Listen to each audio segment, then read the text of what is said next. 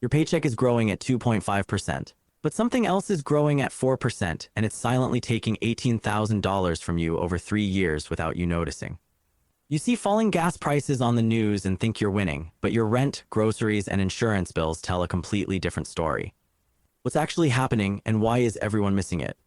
Meet Sophia. She is 28, renting a one-bedroom in Austin, earning $65,000 a year. 6 months ago, her grocery run was $220 a week. Today, that same cart rings up at $260.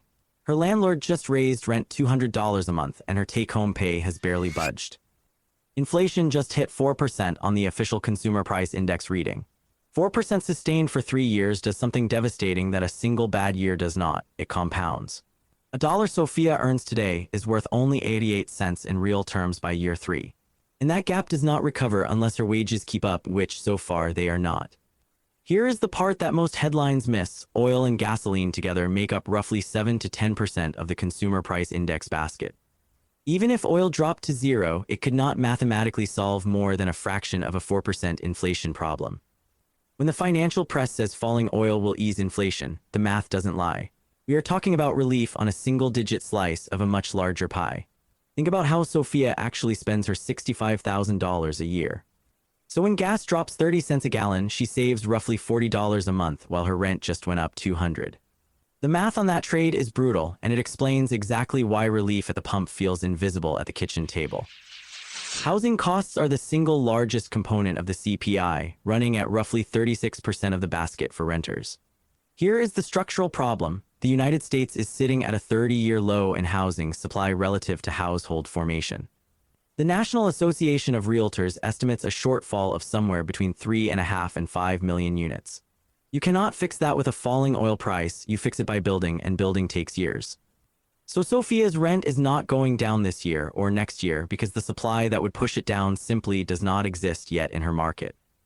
Services inflation, think haircuts, doctor visits, restaurant meals, childcare, legal fees, accounting, is running even hotter in some categories, and it has an engine of its own: labor costs. When workers negotiate wages up in a tight labor market, businesses pass those costs forward into the price of the service. Those wage agreements are often locked in for 12 to 36 months. This is called wage price stickiness, and it is the real reason services inflation does not respond to cheaper crude. Once a wage is set, it is a fixed cost. It does not float down when oil prices do. And the business has no incentive to lower prices until a competitor forces them to, in a market where everyone raised wages at the same time.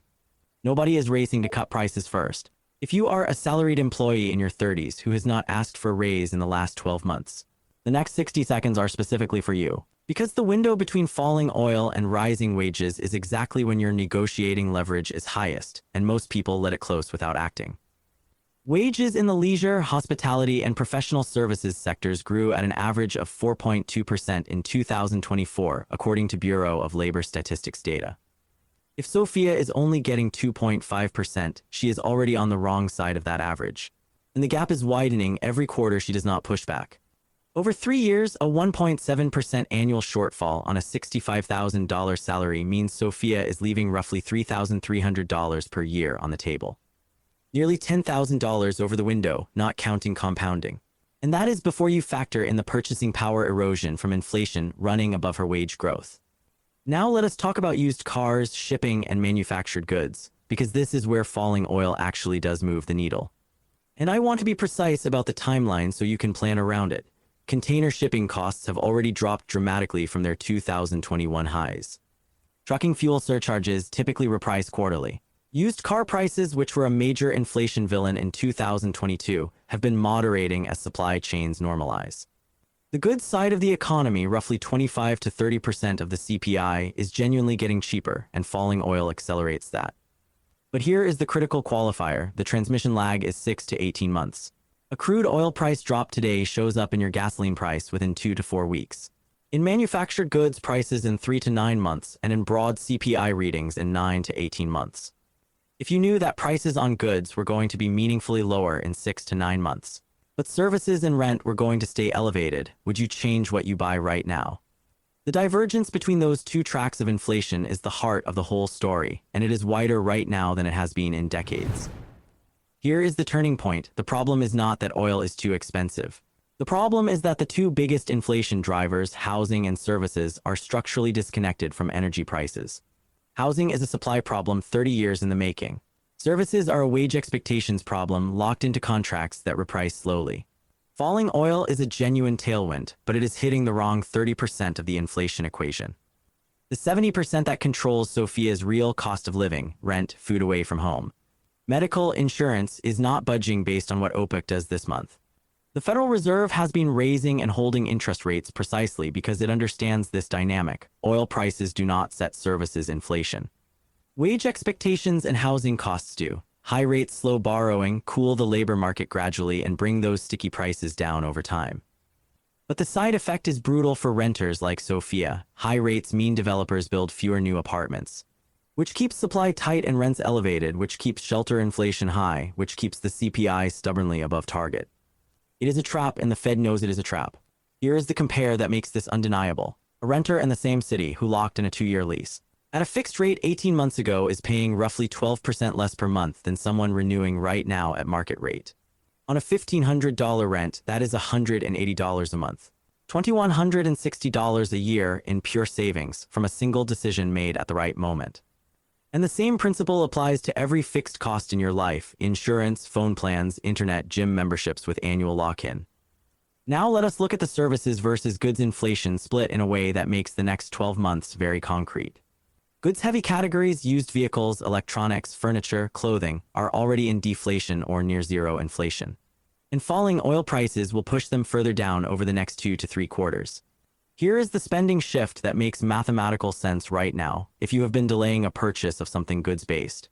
A laptop replacement, a used car, furniture, appliances, the window is opening to buy those things cheaper over the next 6 to 9 months.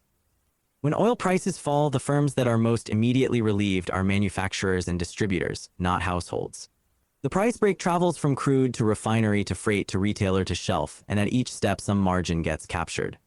That transmission friction is why a 10% drop in crude oil does not produce a 10% drop in your grocery bill. It might eventually produce a 1 to 2% reduction in the goods portion of your spending. And given that goods are only about a quarter of your budget, the real-world impact on your monthly finances is measured in tens of dollars, not hundreds. Here is the climax of the math, the number that ties this whole thing together. The people who moved first, who locked in a fixed-rate mortgage before rates climbed, who renegotiated rent into a multi-year lease before the big jump, who asked for a raise citing the growing gap between CPI and their wage growth, built a cushion of $15,000 or more over 3 years compared to people who waited for relief to arrive on its own. That is not a small difference. That is a vacation fund, an emergency fund, and a year of retirement contributions. Passive waiting in a 4% inflation environment costs you real money every single month you are not acting. Fixed rent savings over 3 years, roughly $6,400. Raise negotiated to 4.2% versus 2.5%, nearly $10,000 in cumulative income. Shifting discretionary spend from services to goods over 12 months, conservatively another $1,500. So what does Sophia actually do on Monday morning? First, lock in every fixed cost she has the power to lock in right now: insurance premiums, phone plan, internet contract, any subscription with an annual lock-in option. Buy the goods that are getting cheaper, use tech, home goods, manufactured items. Now rather than in 6 months when oil's relief has already been priced in and sold out. Second, the wage negotiation window is open right now. Sophia goes to her manager with 3 data points. CPI is 4%. Her sector wage growth is averaging 4.2% by BLS data, and she has received 2.5%. The gap is provable and documented. That is a raise conversation with real numbers behind it, not just a feeling. Third, for anyone who has been sitting on the fence about refinancing, consolidating debt, or locking in any kind of fixed-rate product, the window between oil-driven optimism about inflation and the actual structural resolution of housing and services costs is historically the most dangerous lull. People relax, rates tick back down slightly, and they feel like the problem is solved. It is not solved. If Sophia takes all 3 of those steps this month, locking fixed costs, landing a 4% raise, and shifting discretionary spending toward goods rather than services, her purchasing power trajectory over 3 years looks like a $15,000 difference compared to a version of herself who waited for oil prices to do the work. Oil dropping is good news. Drop in the comments, has your rent gone up in the last 12 months, and did your raise even come close to covering it? I want to see the real numbers people are actually living with. Subscribe if this broke something open for you. We do this every week. Now go build it. See you in the next breakdown.